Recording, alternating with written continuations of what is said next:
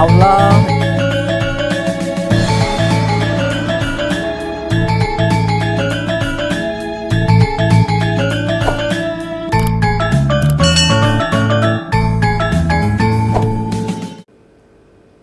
Assalamualaikum warahmatullahi wabarakatuh. Salam sejahtera buat kita semua. Sobat Erni Ero, sehat selalu dan bersyukur ya. Terang terintung terang, hukum terang. Belas belas belas kumblas, hukum jadi jelas. Jangan lupa ya, kalau ada waktu subscribe, comment and like supaya channel ini berkembang dan kita juga semangat dalam masa pandemi ini. Saya mengisi di kehidupan dunia maya, medsos, info-info seputar hukum keseharian dan nanti juga ada budaya atau culture. Nah, kali ini Pak Admin mau ada pertanyaan katanya. Apa Pak Admin? Ini di tempat saya kerja ada salah satu direktur yang meninggal. Lalu selanjutnya bagaimana prosedur untuk pergantian direktur ini di perusahaan? Perusahaan terbatas? Perusahaan terbatas tentunya. PT lokal? PT lokal. Oke. Perusahaan terbatas itu PT lokal itu badan hukum ya, legalitasnya harus disahkan oleh kementerian. Nah, kalau badan hukum berarti jatuh peraturannya dengan undang-undang PT, undang-undang peraturan perseroan terbatas. Nah, siapa sih direktur? Siapa sih pemegang saham? Jadi komponen perusahaan terbatas atau PT lokal itu terdiri dua komponen, yaitu pemegang saham atau pemilikan yang memiliki PT itu namanya pemegang saham atau bahasa kerennya ownership. Nah, itu dia yang memiliki tuh perusahaan terbatas itu dengan pembagian saham dan modal-modal yang disetor untuk menjalankan perusahaan itu, Pak Admin. Nah, kalau direktur itu pengurus, ibaratnya mengurus rumah tangga. Ada direktur utama, ada direktur biasa. Oh, tadi saya udah jelasin ya, kalau pemilik perusahaan itu pemegang saham namanya. Oke, kalau direktur itu pengurus, sebutannya aja direktur. Dia mengelola jalannya perusahaan itu. Jadi kayak rumah tangga sih harus ada yang ngerjain, cari uangnya, mengelola bahan bakunya, mengelola semua. Itu dia nggak perlu sebagai pemegang saham karena dia profesional biasanya kalau direktur. Bisa direktur utama itu pinter keuangan. Kalau direktur yang kedua mungkin dia sebagai mengelola manusia, sumber daya manusia. Dan ada pengawas. Pengawas itu namanya komisaris. Jadi komponen PT itu 3. Pemegang saham adalah komponen yang tertinggi karena pemilik.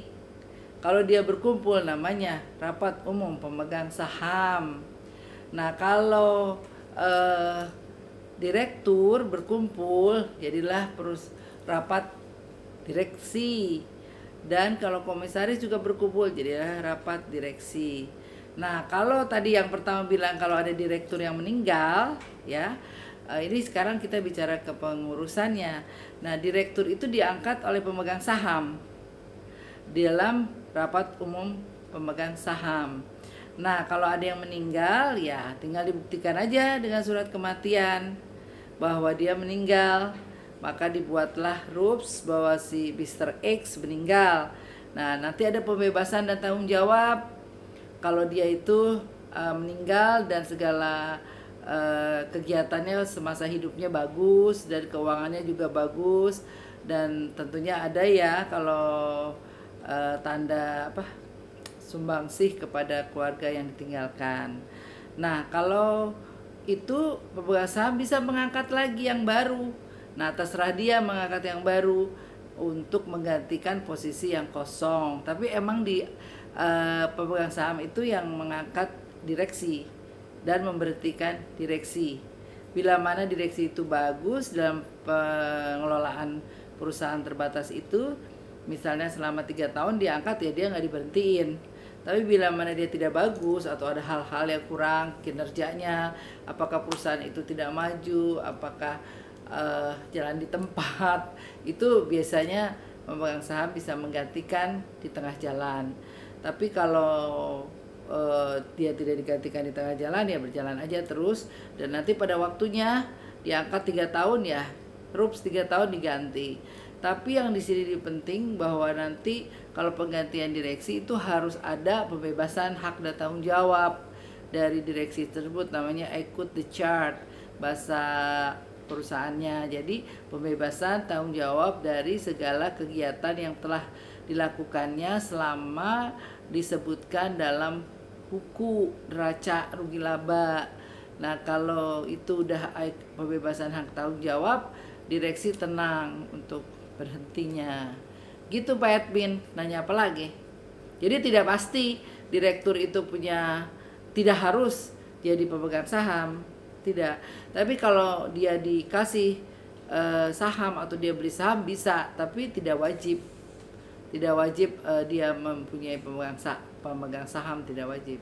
Kalau komisaris, ada nggak komisaris profesional? Ada, justru komisaris itu harus profesional dan independen. Karena komisaris itu kan tugasnya pengawasan. Boleh melihat buku, boleh juga sekali-sekali menegur kinerja direksi. Kalau jalannya, dan sekarang komisaris itu juga tanggung renteng. Kalau ada kesalahan dia bareng-bareng tuh harus tanggung jawab. Dan di perusahaan-perusahaan besar tuh komisaris hati-hati tuh, karena persetujuan dari keuangan apapun yang dikeluarkan oleh direksi, persetujuannya suka dari komisaris. Di surat di channel kita persetujuan kan ada tuh. Nah itu surat persetujuan dari komisaris bila disebutkan di anggaran dasar, diperlukan bila mana ada ekspansi perusahaan atau mengeluarkan uang-uang dalam perusahaan itu, dibutuhkan persetujuan komisaris utama atau komisaris bersama-sama Dewan Komisaris harus dimintakan. Jadi kalau tidak dimintakan berarti pengeluaran uangnya itu ilegal, maksudnya tidak sesuai aturan gitu. Tidak bisa dipertanggungjawabkan oleh komisaris. Nanti komisaris nanya waktu di RUPS, kok itu saya nggak tahu ada perluasan industri atau perluasan usaha atau beli ini beli itu, kan harus persetujuan komisaris. Biasanya di anggaran dasar itu disebut persetujuan komisaris itu berapa batasnya yang dikeluarkan. Misalnya bisa sampai 1M 500 juta kalau perusahaan-perusahaan besar, atau kalau perusahaan kecil bisa sampai 5 juta atau 25 juta. Itu harus persetujuan komisaris. Jadi direksi dibatasi kewenangannya gitu. Karena direksi itu yang mengelola yang mengelola perusahaan, dan dia yang harus mengadakan inovasi atau penemuan-penemuan baru supaya perusahaan itu maju, ada naik pesat, profit. Kan orientasi perusahaan terbatas adalah profit oriented, karena perusahaan terbatas adalah kumpulan-kumpulan modal. Jadi bukan kumpulan orang. Kalau kumpulan orang nanti itu koperasi. Jadi kalau perusahaan terbatas, kumpulan-kumpulan modal, kumpulan uang, kumpulan pemegang saham berkumpul menjadi satu, menggapai profit sebanyak-banyaknya supaya bisa berkembang itu perusahaan. Gitu Pak Edwin. Kalau perusahaan terbatas sih sangat banyak ya di Indonesia, dan pemegang sahamnya tuh cukup 2, komisaris dan direktur juga cukup 1, dan direksinya 1, komisaris 1 udah bisa running, dan cuman modal dasarnya sedikit 50 juta disetor, terus udah gitu menjalankan perusahaan apapun sesuai dengan yang ada di daftar daftar kementerian, misalnya perdagangan kecil, besar, atau apapun, ada semua bisa dijalankan gitu. Jadi juga termasuk dalam kasus kalau perusahaan berhutang. Ya. Semua mesti setuju. Betul. Bukan semua mesti setuju gini. Kalau perusahaan berhutang itu berarti urusannya direktur kan. Perusahaan ingin ekspansi, ingin membeli barang apa, ingin berhutang ke bank, loan, ya. Nah, itu harus persetujuan komisaris atau rapat umum pemegang saham, tergantung perusahaan anggaran dasar tersebut mengaturnya. Kalau dalam anggaran dasar itu cukup komisaris beli barang, ya udah komisaris aja cukup.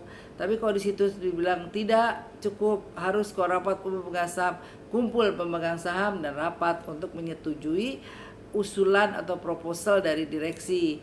Kalau usulan dari proposal direksi perluasan, mamanya mau kemana? Perluasan mau ekspor import dari tadinya cuma Singapura, jadinya ke Vietnam atau ke Bangkok gitu. Nah itu kan perlu uang, perlu dana. Nah itu harus persetujuan komisaris atau rapat umum pemegang saham, tergantung PT-nya menyebutkannya apa. Itu Beda-beda. Ada Ada di anggaran dasar. Ada di anggaran dasar dan umumnya sih RUPS kalau ekspansi. Tapi kalau cuma beli-beli kecil umumnya komisaris gitu supaya efektif ya. Kalau sebentar-sebentar RUPS, sebentar-sebentar RUPS nanti nggak ada, karena RUPS itu cukup repot gitu.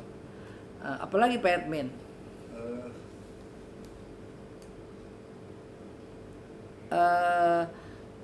Maksudnya pokoknya yang penting PT itu mencari laba sebesar-besarnya.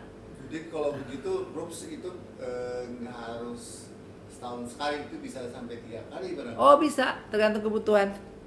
Gini, RUPS rapat umum pemegang saham bagi 2, rapat tahunan dan rapat luar biasa. Kalau rapat tahunan, namanya juga tahunan ya, itu cuma sekali setahun. Nah itu seperti rapotnya PT. Jadi PT itu dikasih rapot profit sekian, loss sekian, terus pembagian dividen itu bonus untuk pemegang saham dan untuk semua karyawan dan direksi tuh. Seneng tuh kalau udah rapat tahunan yang PT-nya untung. Tapi kalau loss ya nggak dapet, kalau rugi. Kalau rapat umum luar biasa sesuai kebutuhan. Nah kebutuhannya sekarang mau ekspansi ya RUPS luar biasa namanya, ditambah luar biasa. Tapi kalau tahunan sekali. Tapi rapat umum luar biasa di kapanpun diperlukan oleh perusahaan dan dimintakan oleh direktur harus ada kan RUPS. Sobat Erniero, kita cukupkan ya sampai di sini informasi sekelumit tentang badan usaha yaitu PT di Indonesia, perusahaan terbatas namanya. Untuk para pengusaha sih sudah biasa, cuman untuk yang ingin mencoba silakan datang dengan akta, membuat akta pendirian ke notaris terdekat, dan kalau perlu konsultasi nanti ada di bawah ini, ada di email saya atau di WA dengan membuat PT pendirian tersebut. Nah segitu aja Sobat Ernieros, mudah-mudahan dalam masa pandemi ini hukum keseharian berjalan. Jangan lupa think positif, be happy, jaga imun dan iman, dan selalu bersyukur. Komen, subscribe, dan like. Wassalamualaikum warahmatullahi wabarakatuh.